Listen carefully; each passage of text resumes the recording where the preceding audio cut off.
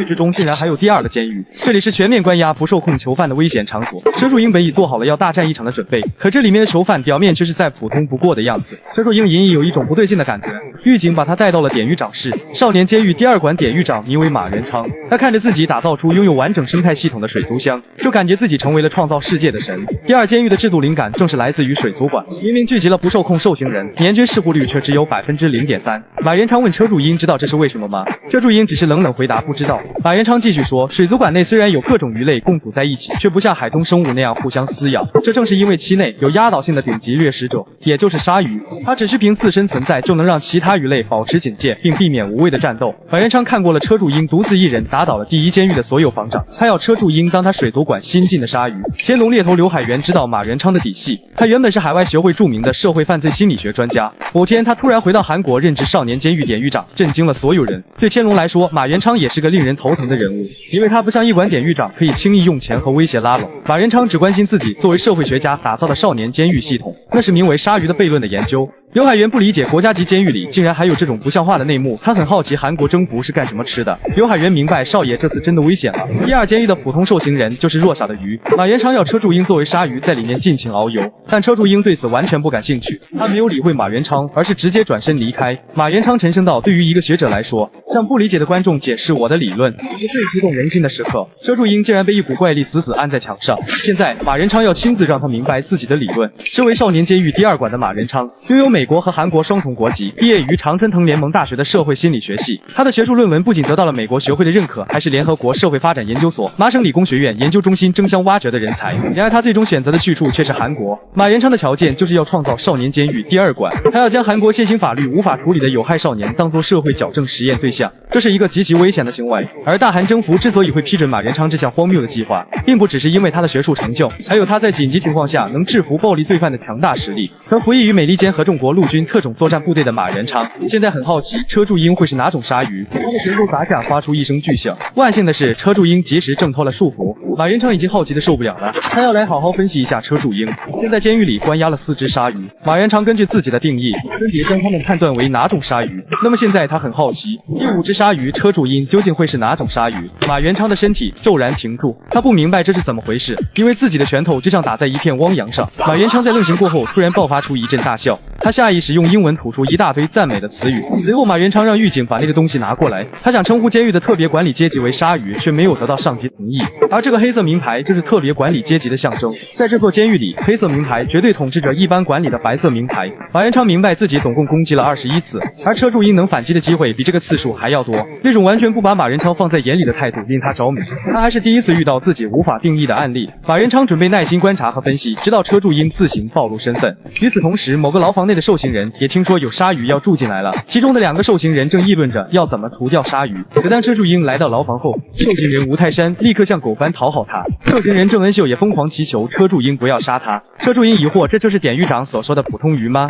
他看自己的新房间环境还不错。随后车柱英得知了这里不需要晚间点名，狱警也基本上不会管事。那么车柱英不明白受刑人能自由活动的监狱，在几乎毫无管制的情况下，事故发生率为什么会接近于0？半夜车柱英悄悄下了床，他要去确认一下另外4只鲨鱼的身份，可房间门却怎么都推不开。车柱英不理解，狱警都不管事，为什么还要锁门？第二天他起床时，另外2个受刑人鬼鬼祟祟拿着东西想要偷袭，眼看车柱英醒了，他们急忙跪下请安。车柱英肚子有点饿了，他问房间门要什么时候才能打开，可吴泰山却表示门早就开了。原来这座监狱会在固定时间自动开关门，当门打开的时候，受刑人就是自由的。与此同时，某人来到第1监狱与朴忠灿见面。自从朴忠灿被车柱英暴打后，就开始关注车柱英。他发现车柱英挑事打架的对象大部分都是天龙的人。就在不久前爆发房长集体混战的时候，朴忠灿听到了典狱长的通话内容，他没想到车柱英那家伙居然是天龙2把手的儿子。现在与他对话的天龙常务理事郑雄明白，这绝对不是巧合。第2监狱内的车柱英因为身带黑色名牌，所以无人敢靠近。不过他很奇怪，另外4个黑色名牌拥有者在哪里？郑秀恩急忙解释，剩下的4只鲨鱼分别住在不同楼层，每一层都是专属于他们各自的地盘，而车柱英的地盘就是1楼。吴泰山提醒他，各层楼的囚犯互不侵犯彼此的地盘是不成文的规定，黑色名牌拥有者之间更是如此。而郑雄知道闯下大祸的犯人会被送去第2监狱，他还知道其中的4头鲨鱼全都是天龙培养出来的顶级掠食者，即便是车江龙的亲儿子也会被咬得粉身碎骨。而车柱英现在竟然迈上了前往2楼的楼梯。2个小时前的他还在不断思考，那个典狱长明明说要探讨现象，但这座监狱里不知典狱长，就连狱警们都对囚犯放任不管。既然如此，车柱英想不通典狱长要怎么观察。然而实际上他的一举一动都正在被监视着。马元昌正在记录着些什么？新鲨鱼进入水族馆已经38小时56分钟，截止目前都还没有出现异常行为，这和以往的那些鲨鱼有明显的不同。车柱英的表现实在是太普通了，正因如此，马元昌才感觉他特别。这时，第二监狱行政管理员韩秀雅看着被咖啡弄脏的领带，问要清洗吗？马元昌麻烦他用干洗，然后又要了一杯低脂牛奶。这时韩秀雅往桌子上瞥了一眼，那里放着的正是车柱英的资料。与此同时，另外4只鲨鱼也得知了第5只鲨鱼的出现，他们很好奇来人到底是闯了什么祸呢？不久后，监狱外的击剑场内，天龙常务理事郑雄用华丽的攻击击败了对手。出外勤路过的韩秀雅夸赞真是场精彩的比赛。身为马元昌亲信的他，居然也是天龙的人。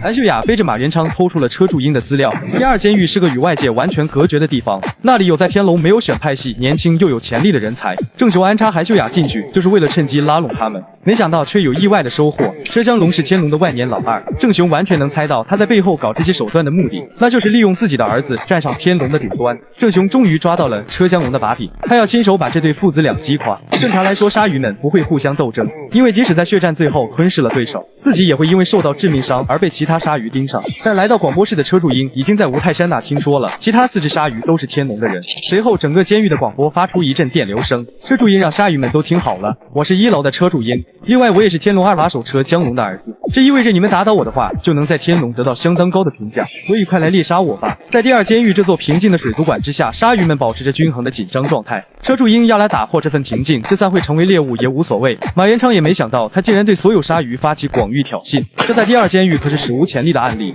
马元昌十分期待新鲨鱼会带来怎样的巨变。2楼的鲨鱼刘在林得知这个消息有些意外，他问坐在凳子上的犯人和那位大人物儿子一起生活究竟是什么感觉呢？犯人颤颤巍巍地表示当然是很幸福，但刘在林可是在广播中的声音感受到了一股浓烈的愤怒。犯人被他吓到跌倒在地，刘在林看这个犯人表情似乎不太好，他邀请犯人再请坐吧。傍晚，郑雄邀请车江龙来到路边大排档喝酒，他们年轻时每天晚上都会在这里喝一杯。车江龙淡淡道，当时我们都是刚进帮派不久的新人而已。郑雄微笑道，谁能想到当时那个新人竟然成了天龙的2把手，当然也是万年老二。他又看似随意地问，车江龙儿子现在上高中了吧？再过不久就要准备考试上大学，这会肯定忙得不可开交吧？车江龙让郑雄不要废话了，他明白自己儿子在少年监狱的事已经被发现了。郑雄戏谑道，天龙在不知不觉间发展成一个具有企业水准的组织，但会长仍坚持只有最强王者才有资格领导帮派。你车江龙肯定在想，既然我这个万年老二已经没戏了，那不如让自己的儿子试试看吧，所以你才会隐瞒天龙，偷偷在少年监狱里培养儿子吧？车江龙冷冷反问，就算是那又怎样？郑雄没想到他会是这种无所谓的反应。